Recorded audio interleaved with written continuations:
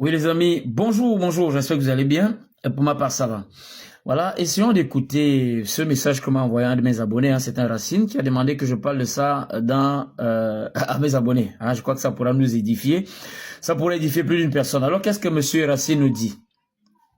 Il dit, quand je vivais à Douala, il y avait un petit frère que j'avais pris sous mon aile parce que son père travaille en mer et son père fait souvent 6 mois en mer avant de rentrer. Et sa mère se lève tôt le matin vers 4 heures. Elle cuisine à 5 heures et au plus tard 6 heures, elle est déjà en route pour le boulot. Elle rentre à 22 heures voire 23 heures, ce qui fait que mon petit manquait cruellement d'attention de ses deux parents. Et c'est pour ça qu'il se confiait beaucoup à moi, vu qu'il me voyait comme un grand frère. Vous avez compris? Les gens qui disent qu'il faut que papa et maman travaillent là. Voilà un enfant qui subit, qui est en train de subir l'absence des parents. Voilà. Quand il avait les difficultés à l'école, oui, pas moins que les parents ne sont pas là, les enfants ont des difficultés à l'école, alors qu'ils ont besoin d'un accompagnement. On dit, quand il avait des difficultés à l'école, avec les filles etc. Surtout qu'il manquait beaucoup de confiance en lui. Oui. Quand les deux parents sont très souvent absents, l'enfant peut manquer de confiance en lui. Ou alors, ça crée en lui ce comportement à fonctionner sur la défensive. Parce qu'il apprend à se battre très tôt dans la vie. Et il est très souvent sur la défensive. Il peut devenir même agressif. Voilà. Voilà. Surtout qu'il manquait beaucoup de confiance en lui. J'ai donc travaillé sur ce garçon pour lui redonner confiance en lui. Et même ses notes à l'école commençaient à s'améliorer. Donc, du fait que papa et maman n'étaient pas là, ses notes à l'école prenaient déjà une certaine dégradation. Et avec le concours de ce frère, les notes du petit ont commencé à s'améliorer. Il a une petite sœur, mais sa petite sœur n'avait pas ce type de problème comme lui à l'époque.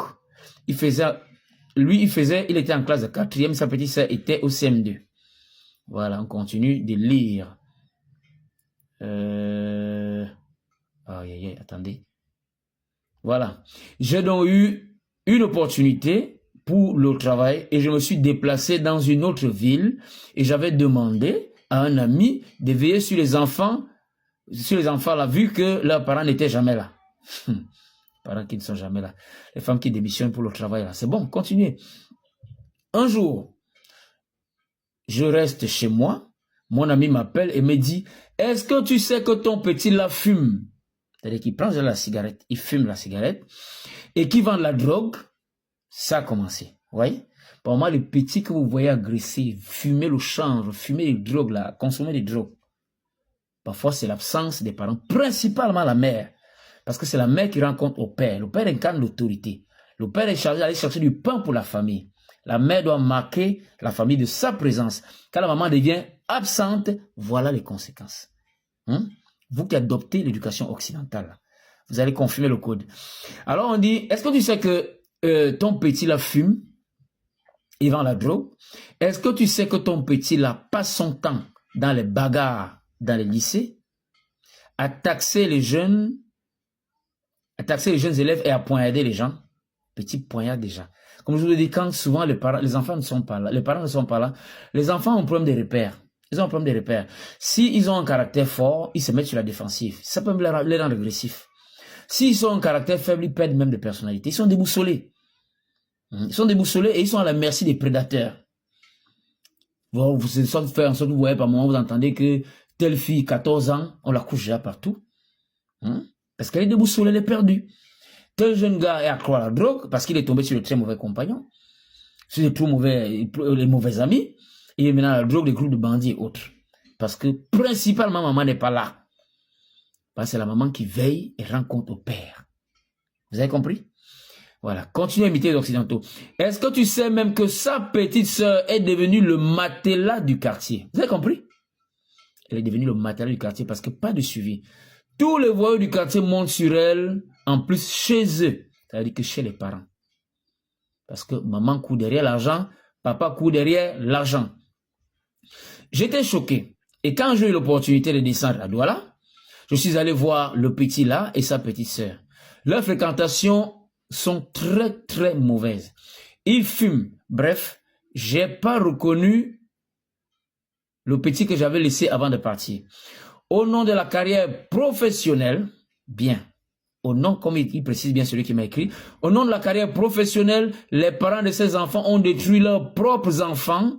Je ne sais même pas si ça rend compte, vu qu'ils ne sont jamais là pour les enfants. Voilà.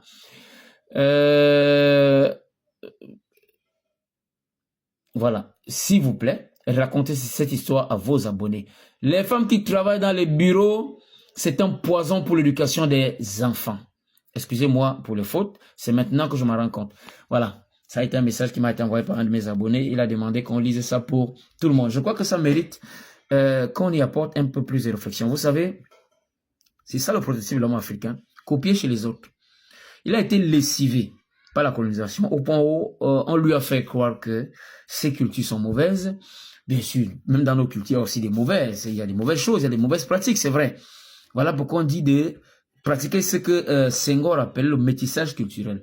Prendre ce qui est bien dans la culture des autres, récolter ce qui est bien dans notre culture et faire un métissage. En cela, on peut être propulsé.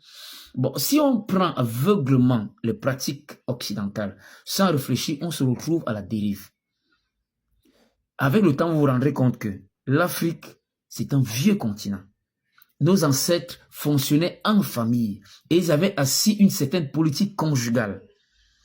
Il y a eu en Europe un changement qui a commencé avec la Révolution française de 1789, où ces grands philosophes qui étaient pour la plupart affiliés à la franc-maçonnerie sont arrivés avec des grands idéaux philosophiques, où on a dénaturé la famille. Parce que ces gens avaient deux objectifs: éradiquer les religions. Il ne faut plus que les gens prient. Les religions sont le canevas par lequel très souvent la parole de Dieu est prononcée. Si on commence à combattre les religions, on ouvre la place au diable. Toute personne qui combat la religion est un envoyé du diable.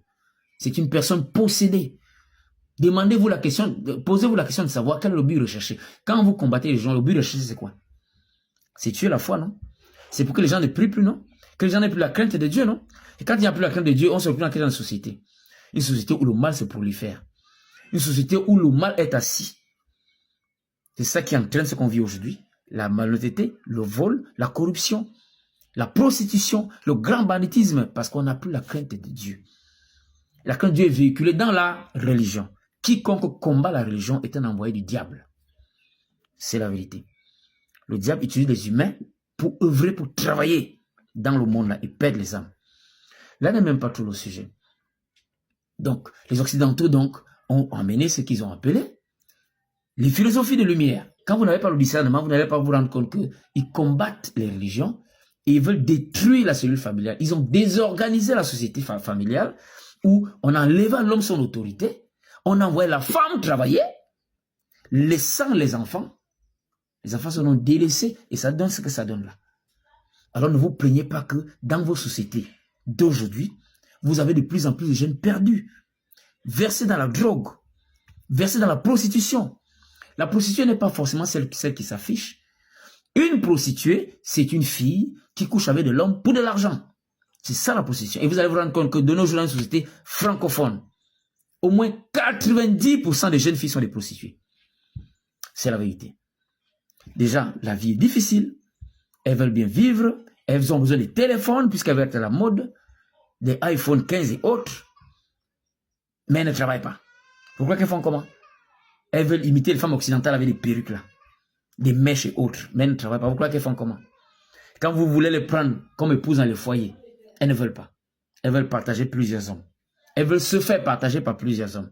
Ou alors quand elles sont au foyer, elles ne se suffisent pas de ce que le mari leur donne. Elles vont encore dehors. Celles qui vont même pour travailler, non seulement délaissent ses enfants, ça donne ce que vous voyez là. Et quand même elles vont pour travailler, vous le mari, vous n'êtes même pas seul. Elles ont d'autres partenaires encore. Je le dis d'expérience. Parce que j'ai vu plusieurs femmes mariées le faire. Oh, comment tu vas? 10 000. Partir les jambes en l'air. Le mari n'est pas au courant. Beaucoup d'hommes ont des positions dans leur maison comme épouses, mais ils ne le savent pas. C'est la triste réalité. Il faut revoir ça, se poser plus d'une question. Voilà, il viendra un moment où nous allons comprendre que nos parents avaient la sagesse, ils avaient tout compris. La place de la femme, c'est au foyer. Ça peut choquer, mais c'est la vérité. Sinon, les enfants prennent un sérieux coup. Prenez même les ménagères. Si elles sont sorcières, elles vont envoûter vos enfants. Vous allez confirmer le coup. Je vais m'arrêter là. Portez-vous bien. À nous revoir la prochaine vidéo.